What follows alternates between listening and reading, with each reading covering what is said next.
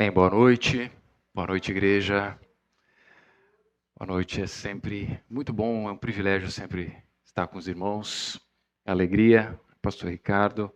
Nós temos tido ah, a graça de estarmos juntos nessa caminhada, né, na amizade e na irmandade em Cristo. E temos a mesma alegria, né, em podermos ouvir a palavra do Senhor, podemos não só ouvir, mas ouvindo em meio ao cultuar, que é aquilo que é devido ao Senhor, nós entregamos a Ele nesse momento de santo ajuntamento que temos. Estamos juntos aqui para a glória de Deus e para prestar a Ele culto. E nessa nossa entrega, nós temos da parte do Senhor misericórdia. Ele nos dá a sua palavra para que então possamos ser instruídos por ela, possamos ser exortados por ela, possamos ser disciplinados por ela, possamos ser consolados por ela. Então que seja assim, que a palavra do Senhor faça o seu trabalho. E é o que nós vamos ver hoje nessa porção que será exposta aqui, os irmãos. Na última, eu tenho feito, nós combinamos aqui, o pastor Ricardo fez a primeira exposição em Colossenses, no início da carta de Paulo aos Colossenses, e estamos, então, vindo na sequência. Nós vimos os primeiros versículos e vamos hoje ver a partir do 7 e do 8. Vamos ver esses dois versículos apenas, que é esse caminho por esse ainda preâmbulo, digamos assim, da carta de Paulo. Então vamos ler esses dois versos, que também tenho o costume de repetir essa palavra, sempre nós podemos lembrar. Depois vamos à oração e à exposição propriamente dita. Bem? Então, carta de Paulo aos Colossenses, capítulo 1, versos 7 e 8, a palavra do Senhor diz assim: segundo fostes instruídos por Epáfras, nosso amado conservo, e quanto a vós outros, fiel ministro de Cristo, o qual também nos relatou do vosso amor no Espírito. Amém. Vamos orar. Senhor nosso Deus, mais uma vez, Senhor, nós somos expostos à Tua palavra. Estamos aqui, ó Deus, para ouvi-la e não somente recebê-la com o conhecimento intelectual, mas pedimos que pela Tua misericórdia, pelo Teu Espírito Santíssimo, nós possamos ter sabedoria, Senhor, ser alçados em sabedoria, para que, conhecendo, podemos viver. Possamos viver para Tua alegria, possamos viver de modo que seja condigno com o Senhor que nos salvou e nos resgatou. Que possamos viver para o Teu inteiro agrado, frutificando em toda boa obra e crescendo no conhecimento pleno de Ti, Senhor. Ajuda-nos nessa noite, dá-nos essa graça. Te pedimos em nome de Cristo, Teu amado Filho. Amém. Bem. Então, nós estamos caminhando por esse preâmbulo, como comentei, da carta de Paulo aos Colossenses. E uma observação aqui importante é que eu decidi, são dois versos apenas, e que talvez nós passássemos numa exposição talvez mais, uma outra porção dividida, nós não teríamos exatamente só esses dois versos. Mas o assunto se mostrou ele tão rico e tão necessário que eu resolvi parar nesses versos e é o que eu quero fazer com os irmãos nessa noite. Mastigar a palavra como um bom alimento, né, nos seus detalhes. Vamos comer, digamos assim, o maná, né, dessa porção por porção. E vamos deixar Cristo nos ensinar por meio da sua palavra. Nós estamos aqui nas ações de graças, esse primeiro, digamos assim, esse início da carta de Paulo aos Colossenses Está ali até os irmãos, dependendo da versão, a minha versão é ARA, né? A revista é atualizada, sei que a dos irmãos é um pouco diferente, mas deve estar ali prefácio, saudação, ações de graças, e é nesse início da carta de Paulo, ele escreve com amor, com zelo e com um cuidado pastoral. Paulo, ele inicia a carta apresentando suas credenciais. Nós vimos no início, é apóstolo pela vontade, não dos homens, não de ninguém, mas de Deus. Verso 1. E logo em seguida ele lembra aos colossenses quem eles são diante do Senhor. Eles são santos e fiéis, verso 2 do capítulo 1, santos e fiéis em Cristo. E essa frase, em Cristo, permeará toda a carta aos colossenses. E essa nova posição lhes concedeu uma nova identidade. Que posição? A posição de santos. É algo dado por Deus, é algo que não é adquirido por nós, mas que o Senhor dá aos seus. E essa nova posição lhes concedeu uma nova identidade em Cristo, em Deus. Eles agora pertenciam à família de Deus, tendo Deus como Pai e Pai do nosso Senhor Jesus Cristo. E por isso, Paulo dá graças a Deus ao ver a fé desses irmãos, uma fé viva e firmada em Cristo. E essa fé não permanecia apenas no campo das ideias, ela se manifestava de forma visível e prática em amor, ou no amor. Amor pelos santos. Nós vemos o verso 4. Paulo dizendo, desde que ouvimos da vossa fé em Cristo Jesus e do amor que tendes para com todos os santos. Era a evidência de uma verdadeira transformação. Evidência. Agora são santos e fiéis, foram alcançados por Deus por meio da sua graça e agora pelo veículo da fé, então eles são santos. E não se destacava um indivíduo aqui, apenas, mas toda uma comunidade marcada por uma fé operosa, uma fé prática, ativa, frutífera, demonstrando, por meio do amor mútuo, a realidade da obra de Deus no meio deles. E Paulo nos esclarece que essa vivacidade, ela tinha fonte.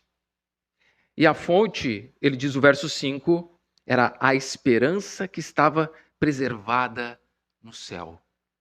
Esperança que estava preservada no céu.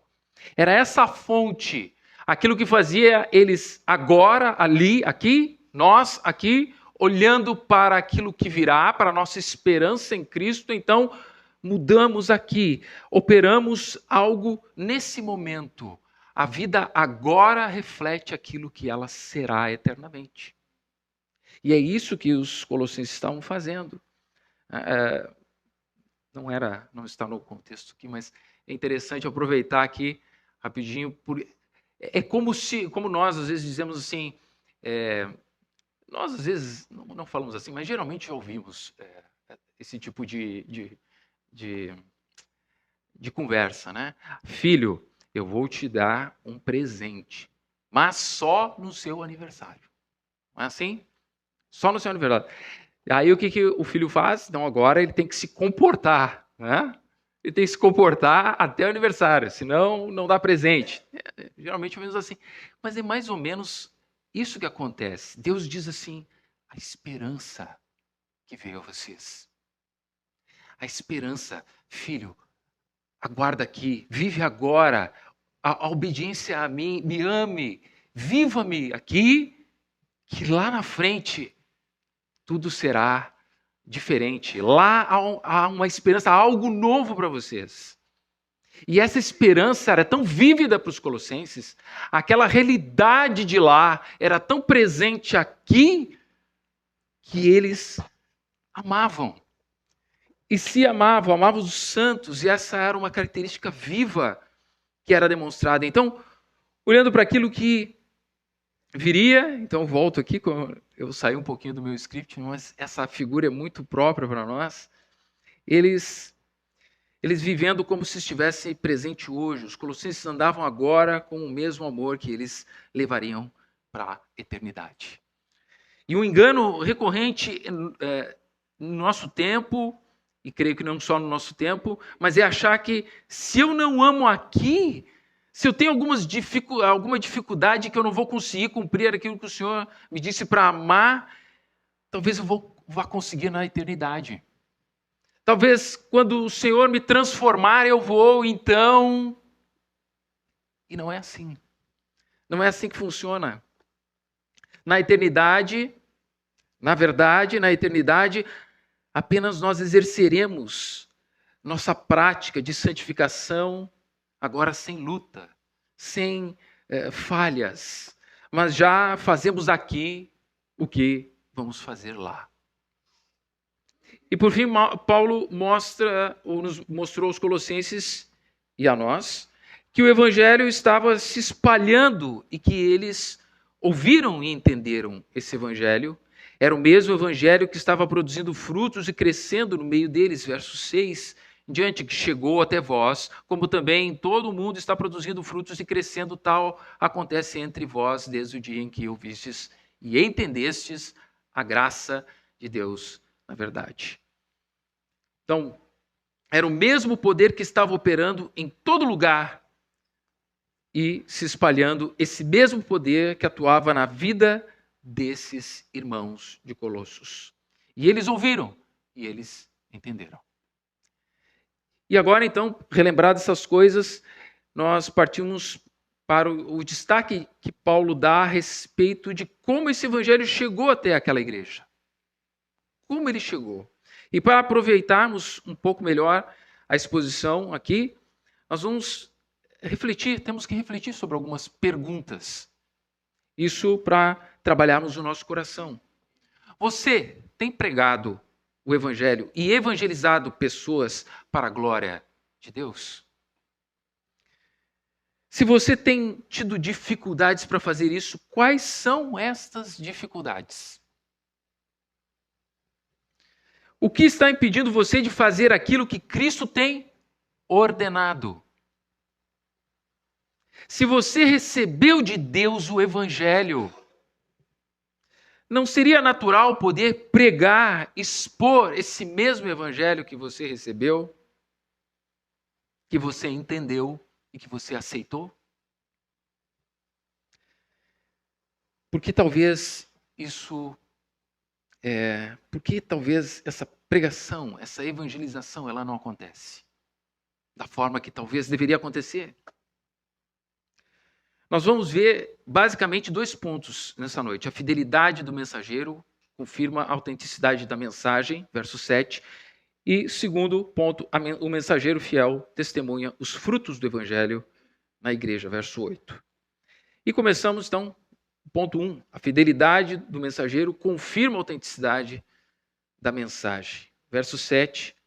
E Paulo lembra aos colossenses de quem lhes ensinou o evangelho. Epáfras. Vejam, segundo fostes instruídos por Epáfras. E isso não é apenas uma informação histórica. Isso é uma informação, uma garantia teológica que Paulo está dando aqui.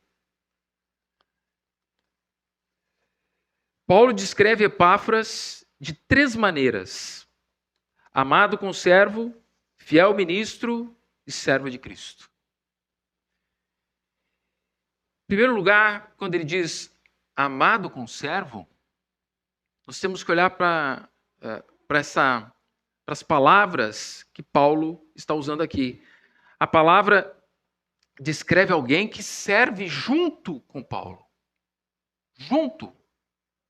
Nas lutas, nas dificuldades, nas batalhas, nas alegrias. É alguém que serve junto. E nesse sentido, a unidade também de propósito deles. Propagação fiel do Evangelho de Jesus Cristo. Essa é a unidade de propósito desses homens, ombreados em um só objetivo: tornar conhecidas as obras, as boas novas e o nome de Deus na pessoa de Cristo. Esse é o objetivo. Paulo era o líder, o apóstolo. Ele ordenava missões, movimentava ou tinha suas movimentações dos cooperadores por entre as regiões, mas o quesito, o propósito, o fim último, olhando para as ordens de Cristo em Mateus 28, que nós conhecemos, o ide, a partir do verso 18 em diante, nós temos a ordem do Senhor Jesus Cristo. Todos tinham o mesmo objetivo e eram irmãos amados, servindo ao mesmo Senhor. Agora sim, este seu Senhor. Então, amado conservo, que partilha de todas essas prerrogativas junto com nós, em nome e por causa de Cristo. Segundo, ele chama Epáfras de fiel ministro. Aquele que cumpre fielmente a sua missão. Fiel ministro. A palavra, o contexto no grego quer dar exatamente essa ênfase. Aquele que cumpre fielmente sua missão. E aqui está o ponto talvez central e fundamental. Paulo não elogia Epáfras ou não referenda Epáfras pelo seu carisma. Não é o carisma de Epáfras que é exaltado aqui. Não é a eloquência de Epáfras que é exaltada aqui. Não é o sucesso de Epáfras que é trazido à tona aqui. Ele o chama de fiel. Esse é o ponto crucial. Essa é a prerrogativa. O elogio de Paulo é para a fidelidade do mensageiro.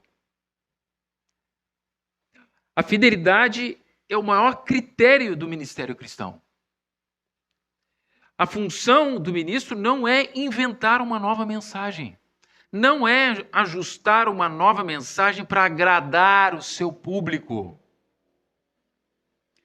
Não é inventar ou reordenar essa mensagem para os seus ouvintes. A função do ministro é guardar e transmitir o evangelho que recebeu de forma fiel. Esse evangelho que é o poder de Deus para a salvação. E se nós entendemos o que é a salvação, é a saída do desespero da perdição da alma para o resgate dessa mesma alma por misericórdia do Deus supremo e amoroso, que resgata as nossas vidas da nossa miséria, de sermos condenados eternamente e de estarmos principalmente afastados dele. Hebreus 4:12 diz assim: porque a palavra de Deus é viva e eficaz, e mais cortante do que qualquer espada de dois gumes, e penetra até o ponto de dividir alma e espírito, juntas e medulas, e é apta para discernir os pensamentos e propósitos do coração. Vejam o poder dessa palavra. O poder dessa palavra. Deixem a palavra trabalhar. Pregue a palavra. Ela não precisa de ajuda. Ela não precisa de ajuda. Ela é poderosa para penetrar o profundo do ser e desvendar o submundo do seu, do nosso, do coração do homem. É capaz de lançar luz onde só existiam trevas. A palavra muda e deve mudar a sua disposição natural. Porque aquilo que é natural está em Adão. Mas a palavra é sobrenatural e está em Cristo. Muda a sua maneira de ver o mundo, de enxergar as coisas, de tomar suas decisões. A palavra penetra os lugares mais sombrios da alma e muda a história, muda a forma de adorar a Deus, a forma como tratamos os nossos próprios sentimentos. Ela reordena as coisas em nós. A palavra deve transformar você em um homem, uma mulher de outro mundo. O reino do Senhor é desse mundo que nós somos. E você deve viver aqui essa realidade. E a palavra nos transforma para sermos estes que vivem aqui, num lugar estranho àquilo que viveremos lá, no lugar da nossa habitação. Vivemos lá, mas caminhando aqui.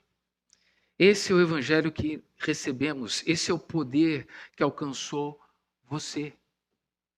Se você foi transformado, se o arrependimento das obras más brotou em seu coração, se a glória de Cristo brilhou na sua vida, esse evangelho alcançou você. Então, olhe para suas mãos. Agora usando uma figura aqui, mas olhe para suas mãos. Se você tem os cravos de Cristo nas suas mãos, pregue a palavra com fidelidade. Você está com Ele naquele lugar. Você morreu com Cristo. Pregue a respeito do poder que você conheceu na sua vida. Em terceiro lugar, Epáfras é chamado por Paulo ministro de Cristo. Servo de Cristo, esse ministro de Cristo quer dizer servo de Cristo que cumpre, então, fielmente sua missão. Servo de Cristo que cumpre fielmente sua missão. Ele não é ministro de Paulo. Paulo não se referencia a ele assim. Também não é ministro dos Colossenses. Não é isso que Paulo diz. E nem serve a si mesmo. Epáfras é ministro de Cristo.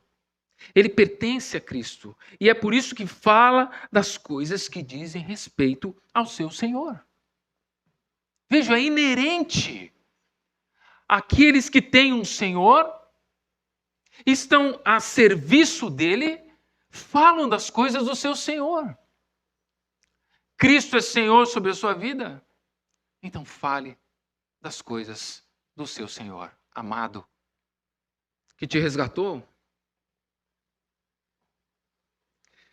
O que vemos tanto na vida de Paulo quanto na de Epáfras é que a responsabilidade deles era representar fielmente a Cristo, aquele que o salvou e que é Senhor e Deus sobre suas vidas, como o próprio Jesus disse em Lucas, capítulo 6, verso 46, e diz: porque vocês me chamam Senhor, Senhor, e não fazem o que eu mando. Essa indagação de Cristo a respeito daqueles que o chamam de Senhor. Vocês me chamam de Senhor, então por que não fazem o que eu mando, o que eu digo? E é exatamente por isso que Paulo tem plena confiança de que os colossenses receberam o verdadeiro evangelho. Quando o mensageiro é fiel a Cristo, a mensagem que ele transmite também é fiel e confiável. Da mesma forma, quando você foi unido à morte e à ressurreição de Jesus, sua vida passou a pertencer a Ele. Você não se ajoelha diante de nenhum outro, senão daquele que venceu a morte e que comprou com seu sangue pessoas de todo o povo, língua e nação. E você é uma dessas pessoas. 1 Coríntios capítulo 4, versos 1 e 2, a palavra do Senhor diz assim: assim, pois, importa que os homens nos considerem como ministros de Cristo e dispenseiros dos mistérios de Deus. Ora, além disso, o que se requer dos dispenseiros é que cada um deles seja encontrado fiel. 2 Timóteo 1, versos 13 e 14, diz assim: mantenha o padrão da sã doutrina, ou seja, da palavra fiel, sã doutrina, das sãs palavras que de mim ouviste com fé e com amor, que está em Cristo Jesus. Guarda o bom depósito, mediante o Espírito que habita em vós. Ou em nós, como ele chama ali, né? O Espírito que habita em nós. Nós sabemos que quando o Senhor nos alcança, quem faz a obra da regeneração e troca o seu coração de pedra pelo coração de carne é o Espírito de Deus. Então ele está em nós. E é esse mesmo Espírito que nos capacita a pregar. Judas, capítulo 3. Ou, capítulo 3 não. Judas só tem um. Verso 3. Exortando-vos a batalhardes diligentemente pela fé, que uma vez por todas foi entregue aos santos. Santos. Quem são os colossenses? A igreja que está ali reunida? Santos e fiéis. Quem são os crentes que estão reunidos hoje aqui na igreja? São santos e fiéis. A fé que uma vez por todas foi entregue aos santos. Você é um santo do Senhor. Você recebeu algo que alguém batalhou para que chegasse até você. Batalhe você também. Trabalhe o seu serviço para a propagação do Evangelho, para a propagação fiel da palavra de Deus. Deus preserva a pureza do Evangelho, levando ministros fiéis que transmitem a mesma mensagem apostólica sem distorção. Esse é você. Aqui não estamos falando apenas de pastores. Não estamos falando só de pastores. Sim, esses devem ser fiéis. E Paulo está falando a Timóteo como este. Mas ele não está falando aqui somente a Timóteo. Está falando as características daqueles que receberam de Deus a palavra santa, retém esse bom depósito e agora, pelo mesmo Espírito, pregam a palavra. E podem pregar a palavra, até porque também ele não dá mais referências de Epáfras aqui. Ele nos dá essas indicações. Então, não precisa ser alguém mais famoso ou proeminente. Basta fazer aquilo o qual fomos todos ordenados e comissionados, pregar a palavra fiel, seja onde for. Como temos avaliado um ministério cristão hoje? Buscamos fidelidade às Escrituras ou criatividade para não ofender com a verdade que liberta, com o Evangelho que salva? O que nós temos feito? Será que nós temos sido polidos demais? Evangelizar alguém não é contar a nossa história de conversão. Evangelizar é falar das boas novas. É dizer que Deus é santo e nós não.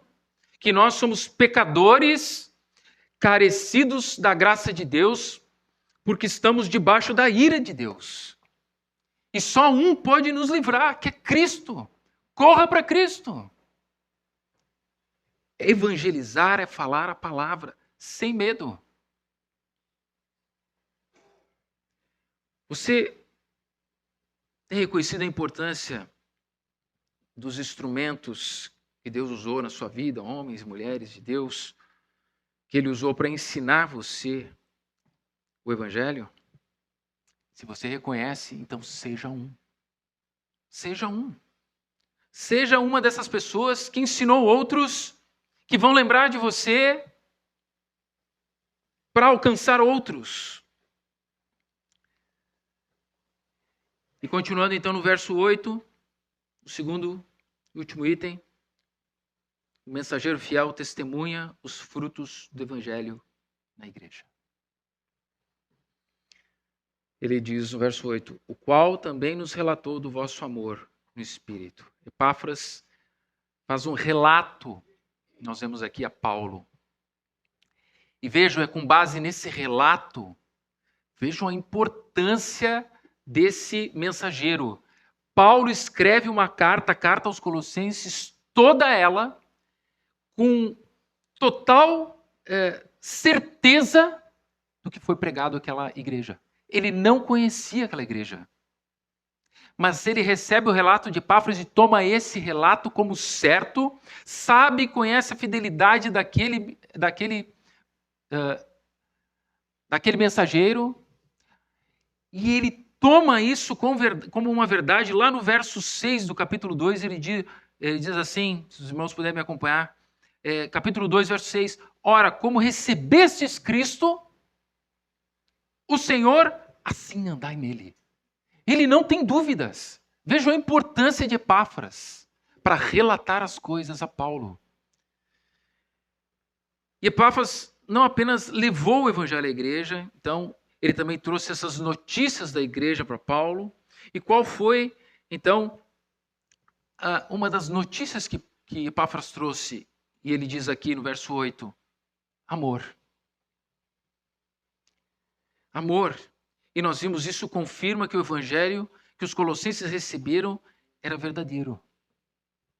Porque o verdadeiro evangelho, ele produz transformação real. Não é uma melhora de temperamento. É transformação. É diferente. Não é melhora dos nossos hábitos. Não é só parar de falar palavrão.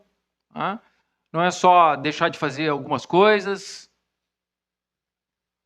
E estou com cara de cristão. Não é isso. O evangelho ele transforma. Nós falamos no início, aquele lugar no íntimo, que muda completamente a nossa vida. Mas Paulo não diz apenas que eles tinham amor. Ele diz que era amor no Espírito. E isso é diferente, porque hoje em dia, se nós ouvirmos sobre amor, nós vamos ter o conceito do mundo sobre amor. Não é esse. Posso garantir, não é esse. Aqui Paulo fala de amor no Espírito. Isso significa que esse amor não era apenas simpatia natural. Porque essa simpatia natural, esse afeto natural que o homem natural tem, só traz frustração. Frustração só traz separação. Você talvez pode segmentar e selecionar os que você gosta pelas afinidades gerais, afinidades genéricas, por simpatia e afeto naturais. Você inevitavelmente vai se deparar com todos os problemas do mundo em seu irmão, ao lado e no próximo, seja ele quem for. Você vai enxergar todos os problemas dele. Por afeto natural, nosso coração vai esperar que o outro entregue algo para nós, nos dê algo, em vez de nós entregarmos. Então, quando essa pessoa falhar, e ela vai falhar, eu posso garantir para vocês que ela vai falhar, então o que acontece? Desprezo,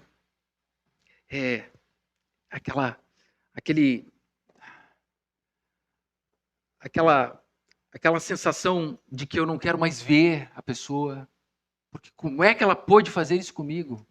Ou como é que ela não fez aquilo para mim ou por mim? Então, não é disso, não é afeto natural que esquece a natureza daqueles que nós dizemos que amamos. Porque a natureza do homem é em Adão. Quando eles nos frustram, ficamos amargurados. Era essa a palavra que eu estava procurando. Amargurados. Ficamos secos. Podemos ficar incapazes de amar novamente. Com desconfiança. E sem confiança no outro. Isso é o amor natural que nós conhecemos do mundo. Mas quando falamos do amor bíblico, o amor que desce dos céus, então esse amor no Espírito não é natural. Não é desse mundo. Era fruto da obra sobrenatural do Espírito Santo nos corações daqueles homens e mulheres. Era esse o amor. daquela igreja.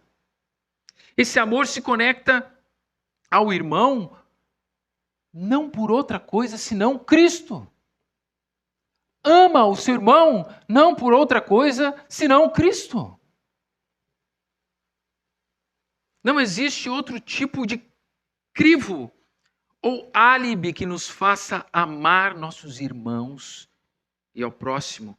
Aqui ele fala dos irmãos, o motivo é Cristo neles e em nós.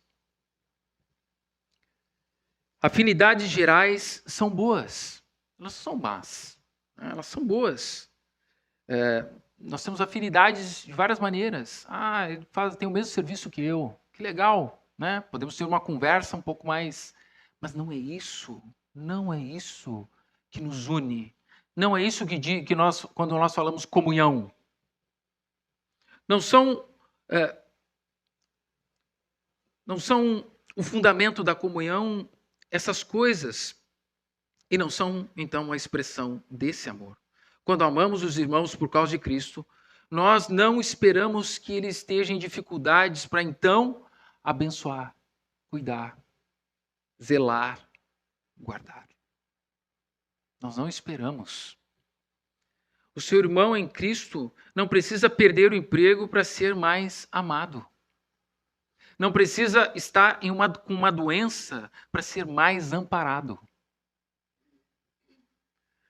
Quando você ama, você cuida, você abençoa, você se esforça, você se importa sempre. Você ama. Esse é o amor de Cristo. É o amor que se entrega. É um amor que não pede, ele dá. Ele não espera receber para então, agora então, sim, ele fez por mim, eu vou fazer por ele. Não é assim. Não é assim. Irmãos, se alguém tinha esse entendimento, o amor bíblico não é esse. Ele entrega porque nós recebemos um amor e nós temos o dever de entregá-lo. Por amor de Cristo. Como você tem amado os seus irmãos? Não do jeito que você acha que deveria amar, mas o verdadeiro amor bíblico e que vem de Deus. Veja, não é opcional. Isso não é opção. Porque se você tem o Espírito Santo, você está capacitado a amar. E é um dever nosso diante de Deus o amor. De novo, porque nós recebemos esse amor. Nós recebemos esse amor, estamos capacitados a amar. Gálatas 5:22, mas o fruto do Espírito é... Vamos ler juntos? Mas o fruto do Espírito é amor, alegria, paz, longanimidade, benignidade, bondade, fidelidade. Você tem o Espírito? O fruto está em você. Você tem a capacitação de Deus para essas coisas. Romanos 5, verso 5. Ora, a esperança não confunde. Esperança. Lembram? O que os colossenses olhavam para poder entregar amor. A esperança não confunde, porque o amor de Deus é derramado em nosso coração por quem? Pelo Espírito Santo que nos foi outorgado. 1 João 4, 7. Se eu não me engano, nós lemos hoje, né? Amados, amemo-nos uns aos outros, porque o amor procede de Deus, e todo aquele que ama é nascido de Deus e conhece a Deus. Então, quando o evangelho verdadeiro é pregado e recebido, o Espírito Santo produz amor verdadeiro no povo de Deus, e esse amor é a evidência que a mensagem foi recebida por esses corações corretamente, e de que a mensagem caiu em terra fértil, em boa terra. E assim nós oramos a Deus para que tenhamos mensageiros fiéis, mensagem fiel, igreja transformada. Aplicações práticas para a nossa vida desse texto. Avalie ministérios pela fidelidade, não pela popularidade. 2, assuma a sua responsabilidade na transmissão do Evangelho. 3, examine-se se o Evangelho está produzindo transformação visível em sua vida. Faça a sua autoconfrontação. E em quarto lugar, ame os irmãos por causa de Cristo e não apenas por afinidades pessoais. Que o Senhor preserve a sua igreja pela fidelidade à palavra e levante servos comprometidos com a verdade de Cristo. Amém? Seja essa a nossa oração também e disposição. Vamos orar.